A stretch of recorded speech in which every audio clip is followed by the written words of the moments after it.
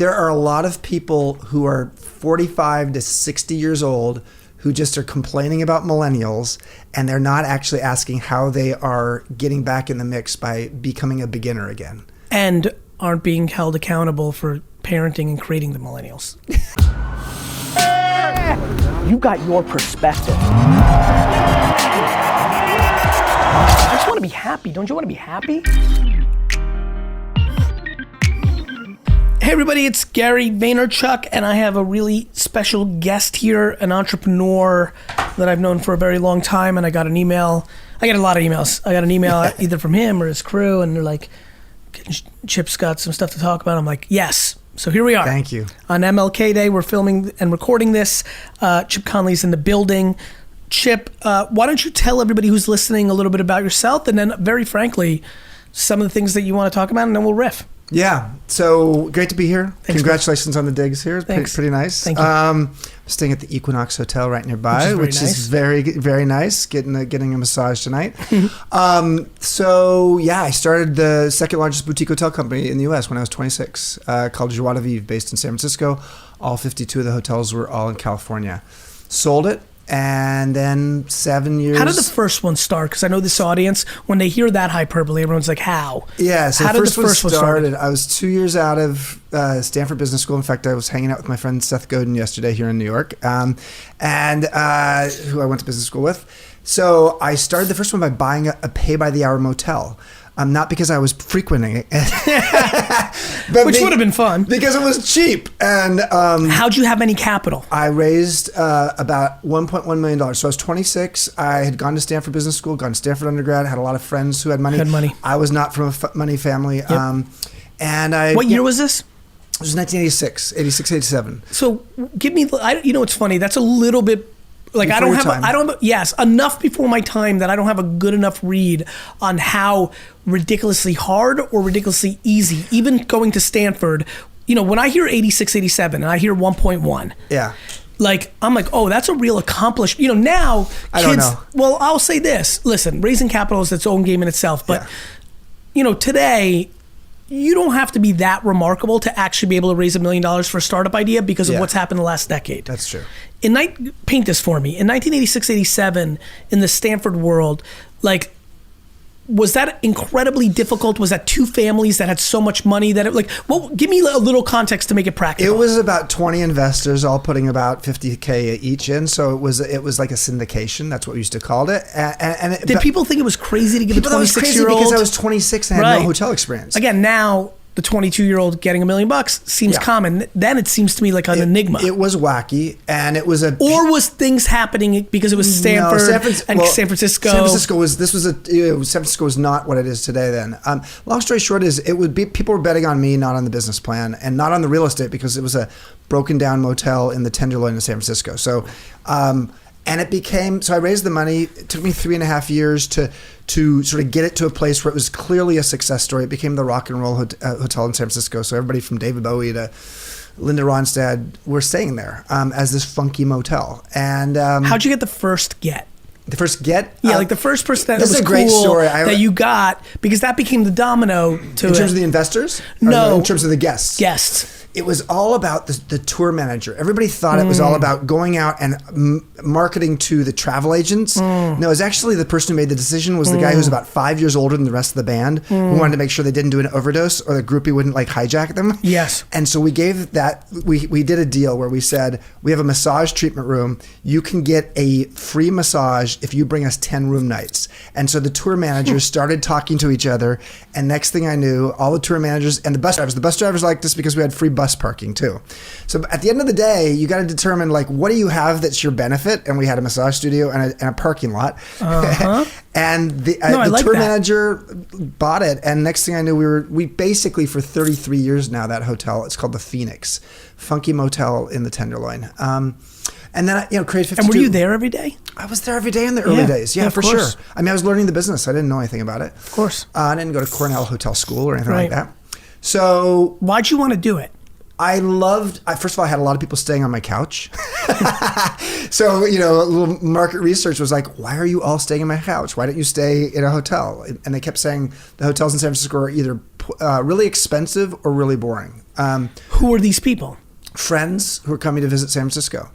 So Where did you grow up? I grew up in LA, grew up in Long Beach. I went to Snoop Dogg's high school. So I'm LBC, famous. I love it. Long Beach Poly High School, #1 high school for... Might have been a slightly different high school when you and Snoop were there, or same? No, I Yeah, mean, so asking. Snoop's about 10 years younger than me, but he's stayed in my hotels, which you need to know after Snoop stays in your hotel room, you definitely need to fumigate a little Yep. bit, just because there's a little stench makes sense. of the weed. Makes sense.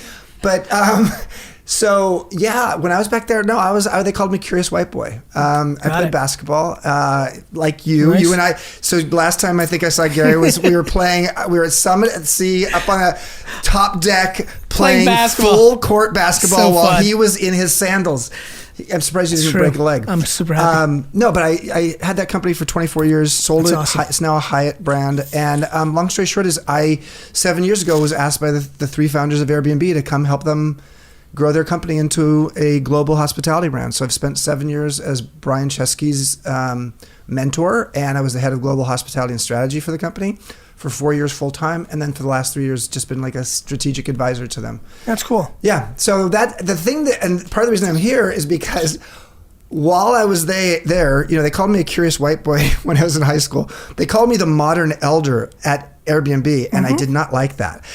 But I was twice the age of the average employee at Airbnb. I started when I was 52. I'm 59 now. For everybody who's listening, my great run in kind of the Silicon Valley investment world definitely was kind of like 05 to like 06 to like 2010. And what's interesting about hearing this story is that Chip absolutely like was in those circles with me, and it was just like there was probably like 40 to 150 people that weren't hardcore tech, had come from different dispersed backgrounds, but were kind of like in the mix one way or the other. And so it's really fun to hear that that's where you ended up, and how it makes so much fucking sense, because the value prop on context and reps that you were able to bring that exact company is like the most logical shit I've ever heard. Well, it was so funny because when I joined, first of all, for the first 5 months, we didn't tell anybody I joined. So we didn't tell the press.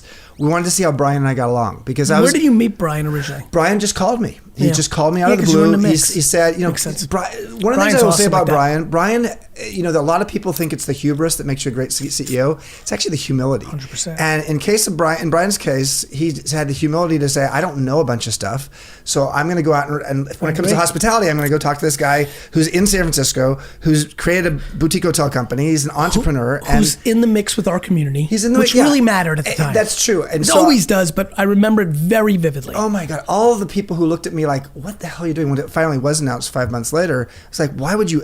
That was your old My world. brethren in the hotel Yeah. world had no clue concept. what Airbnb was. Yeah, it was and the most. So, anyway, long story short is it led me to becoming this modern elder. And what the hell's a modern elder? So the traditional elder of the past was all about reverence. You revered your elders. But a modern elder is about relevance. And so you better be as curious as you are wise. So at age 52, I was joining a tech company for the first time. I didn't understand the lingo, but I had to learn. And so what I had to do was be humble. I had to be open to like saying, I don't know what you fucking mean by saying you're going to ship a feature. Explain that to me. And so I was the person who could come in and make the bridges and create the bridges to the travel industry. And I was Brian's mentor and helping him to look at leadership from a CEO's perspective. But the problem in our society today, and I think you've talked a little bit about this in the past, is we're going to live longer, power is moving younger, and the world is changing faster. And there's a collection of people in midlife who feel irrelevant and bewildered. and have a ton to give. They do. But to your point, and I'm sure my team smiled because it's a word I talk a lot about, it's going to take humility on both fronts. For sure. There are a lot of people who are 45 to 60 years old who just are complaining about millennials, and they're not actually asking how they are getting back in the mix by becoming a beginner again. And aren't being held accountable for parenting and creating the millennials. It's my favorite dynamic right now. That too. Literally, I go to these dinners or whatever, and like they're shitting on it, and I'm like, you're the parent. You're the one that created this entitlement, because everybody had to have a fucking trophy. Here's the thing I've learned, I had something to teach Brian. Brian had something to teach me. 1000%. And I had 100 mentors over my 7 years now at Airbnb. And each one of those 100 mentees, I'm sorry, I had 100 well, interesting I said that. I said I had 100 mentors. Well, I did. I was going to say 100 mentees, but mutual mentorship is the future of learning and development in companies. I am such a fucking buyer of what you're putting down right now. Yeah. I think we're about to go through the golden era. We're going through it at Vayner. Yeah. I hired a new chief creative officer, and I told him one of the things I want to do in 2020 is hire retired copywriters, literally from the Mad Men era. Yeah. They're so much to bring to the table. Nobody looks at them as a viable option.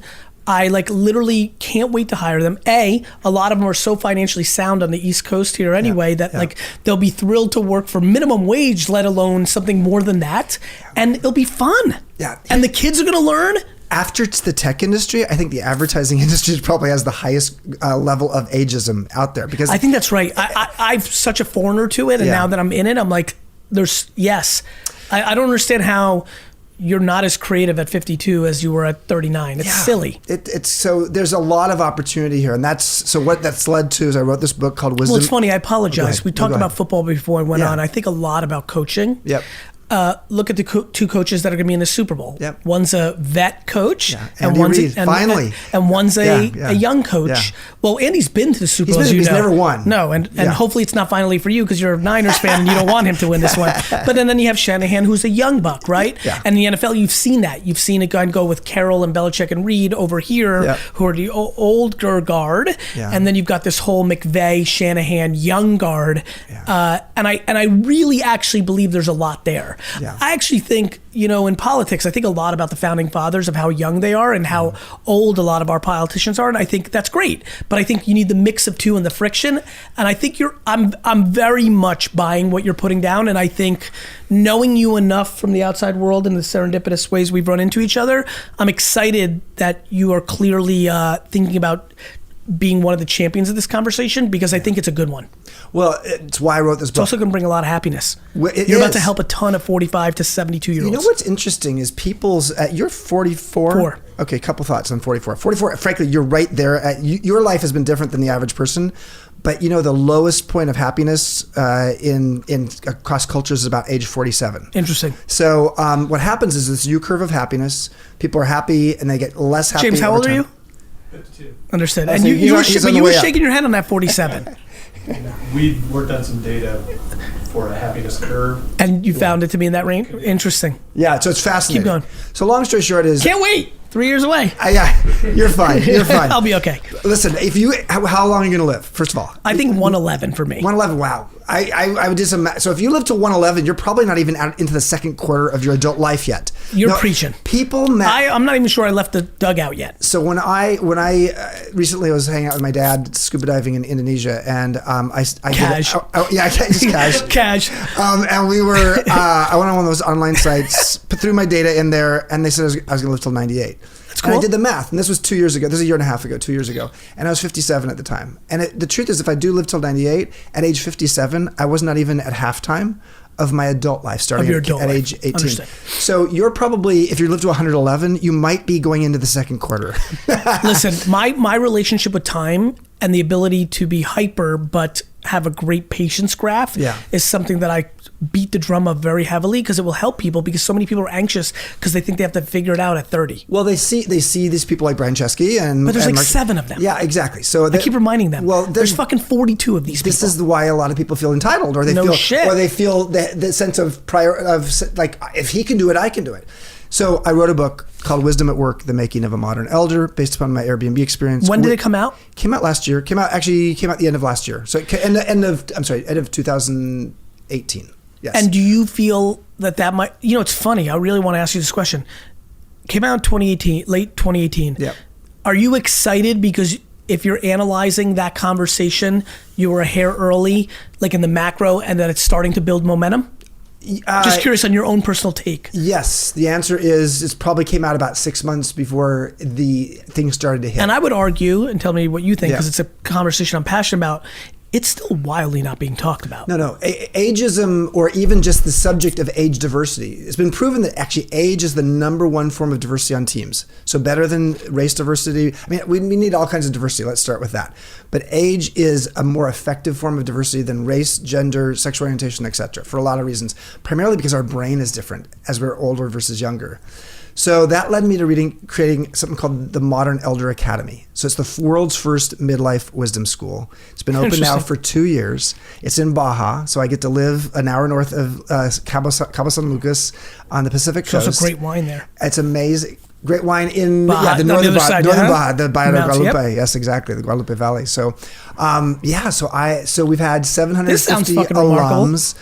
Average age 53 from 22 countries. Are you teaching? I'm teaching. I just taught last week with a guy named Paul Hawken, famous environmentalist, author, and entrepreneur.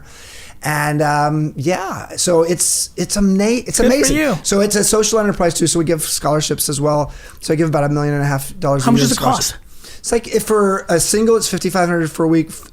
Double occupancy is $4,000 for a week. But that's all inclusive. That includes everything, including a massage. Massage is the theme here. You know. Do some people look at it as, hey, I can understand it? Very interesting. How much is it again?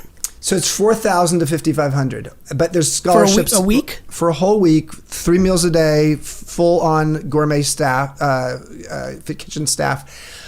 Do you feel like some people who can afford it, or even if they can't afford it, but scholarship, see it as a mix between advancement and vacation? It's both. Yeah, so it's makes like sense. You think about travel. where it is. Like, you know what? Why I'm stopping? And again, I think you guys saw in the setup. Like, literally, if you know anything about me, like the email, I saw Chip's name and I said yes. So I literally had no idea what the fuck we were talking about. Thank you. I'm so oblivion to everything. Like, I didn't even realize how long you were at Airbnb and things of that nature. But this is so hitting me so perfectly. I want to stick here for a minute. Yeah. I think it's really clever because I think what I really like about it is like, I don't like vacations. Yeah. Like, let me rephrase. I like vacations. Yeah. But like, I don't want to scuba dive or like rock climb. But this thing you just said, I'm like, oh, that'd be cool. And I'm pumped. Yeah. Like, I'm in a great place and not looking for like, oh fuck, I don't know. Like, I'm in a great place and I'm like, maybe I should. I'm gonna trick Chip into letting me teach, so I'll just take it. Like, come co-lead with me. Well, that was for my a week. trick. So there we go. We'll talk We about it. have a Honestly, lot I'm of super entrepreneurs. fascinated by this. Yeah. More importantly, I've like not exhausted, but I've done a very good job for my own self, judging my own self over the last 36 months to really pounding a certain conversation to a certain demo. I'm wildly excited about 55 to 90. Yeah. Like, I really am. This I really is your wish, modern elder period. No, Truly. I like it. Forget about me. Yeah. I want fuckers to realize they're 52 and they're going to live for another 38 years Yes. minimally. And like, what the fuck are you wrapping it up? Yep, exactly. The fuck are we talking about? No, it's crazy. And It's crazy. so All the the whole- rules, Chip, are predicated on when people live to 40. Yeah. All the rules. Yeah. Well, so at age 47 was the longevity in the year 1900, and it was 77 by the year 2000. So we added 30 years of longevity in 1 century. But we also introduced a whole new concept, which is the midlife crisis in 1965. And now it is 55 years later, and we've done very little to address the midlife crisis, so to speak. And so my premise, and you know, midlife suicide are up 50% compared to the year 2000. So long story short is, I said I wanted to create the world's first midlife wisdom school because the premise, there's a new word in the academic world called middlescence. So adolescence, we know what an adolescent is, Yep. but that word is only 115 years old. So that prior to the word adolescence being in the lexicon 115 years ago, people at age 13 when they hit puberty were an adult. And you got married and you had kids and you worked in the mines, Yep. etc. And then adolescence became a clear new sort of life Positioning. stage. I and like so where you're it's going with this. the life I stage got between it. childhood and adulthood. So we have middlescence. It's the stage between adulthood and elderhood. Elderhood is different than elderly. Elderhood is a relative term. At Airbnb, I learned the hard way. I was a modern elder because I was twice the age of the average employee there. So I owned the word. And I had to say, okay, but it's a modern elder because they're as curious as they are wise. So what kind of programs do we have for people in midlife if they want to go press the reset button on their life? We don't have them. And so that's the bottom line. It's cool. There's a study out of Yale from a woman named Becca Levy that shows that if you actually help people move from a a negative to neutral perspective on aging to a positive one, you actually add 7.5 good years to their life. I believe that. And that's more time added than if you actually have them stop smoking or you have them actually start working out. So it's like a public health benefit. Listen, nobody's a bigger buyer of perspective is actual life. Yeah. You find what you're looking for. It's all mindset. I believe in that shit, bro. Yeah. That's awesome. That's really, really neat. Yeah. So what, you want to build like fucking Harvard? No. What more than anything I'd like to do, I've been lucky enough to be on the board of the Burning Man project for Burning Man for about 10 years, and I just stepped down. I'd like to do what they did or what the Esalen Institute did in Big Sur, which is be the first of its kind and then basically create the category. And so whether the category is transformational festivals with Burning Man or personal growth retreat centers with Esalen, we will create the category of midlife wisdom schools around the world. I like it a lot. I'm a buyer. Yeah.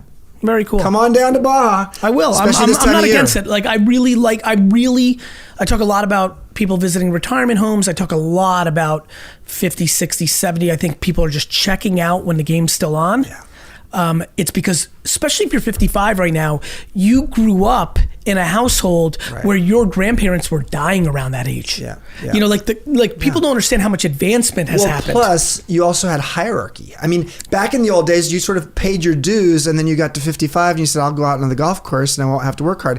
And then the recession of 10 years ago, 12 years ago, came along, and you lost your job. Actually, I think 1/4 of the people in the U.S. age 50 and older lost their job in the Great Recession. And they didn't find it again.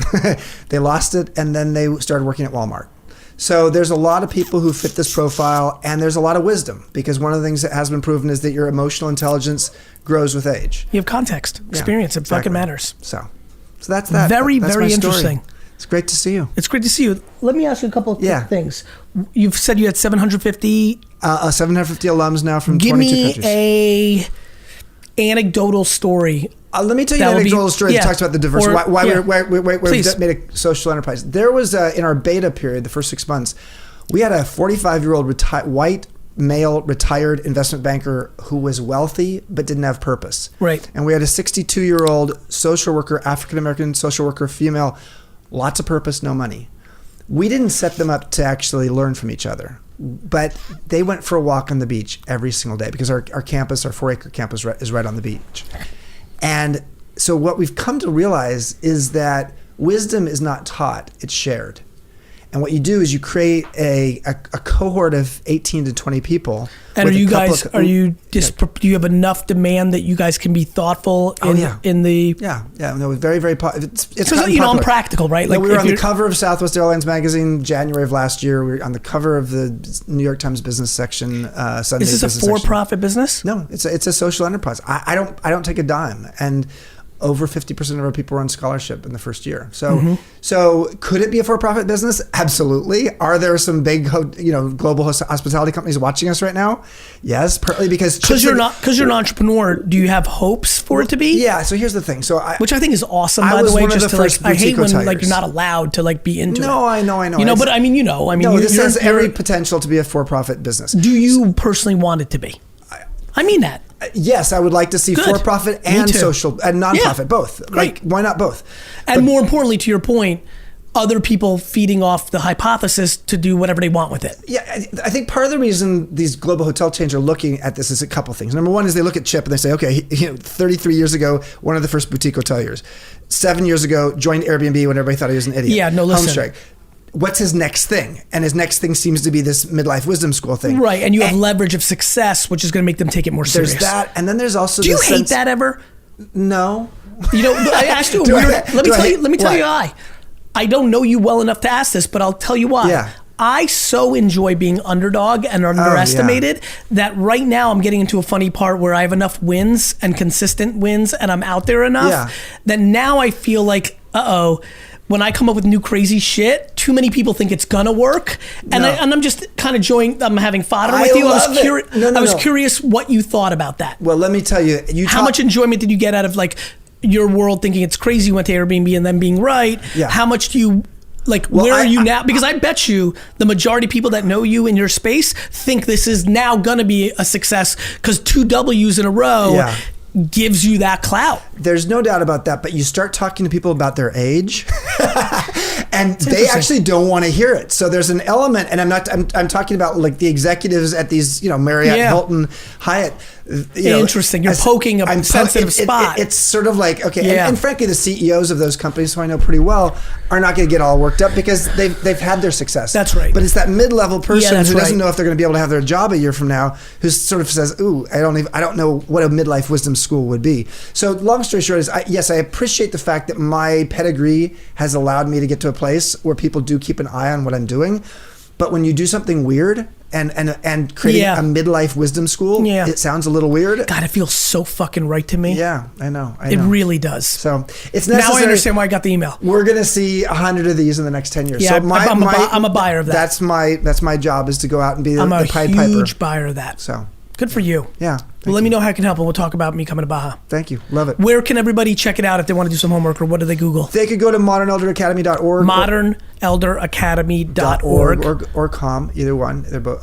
They can go to my website, chipconley.com, Conley, and And the book is called? Wisdom at Work: The Wisdom at Making Work. of a Modern Elder. Chip, thanks for being on. Yeah, Gare. This was Great good, to see bro. you. Thank I'm you. so glad you reached out, because I think this is going to hit this audience. Guys, I hope you enjoyed that.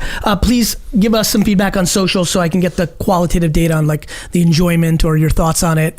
I think if you're following this, you know how much I give a shit about this, so it's smart of Chip or team to reach out to me, because this is the right audience. And more importantly, I'm also wildly aware that an enormous amount of you are skew younger and have parents and loved ones that are probably not even fucking thinking about this. So make sure they listen to this podcast. I think if we impact one of your parents to get happy, that's an ROI positive event.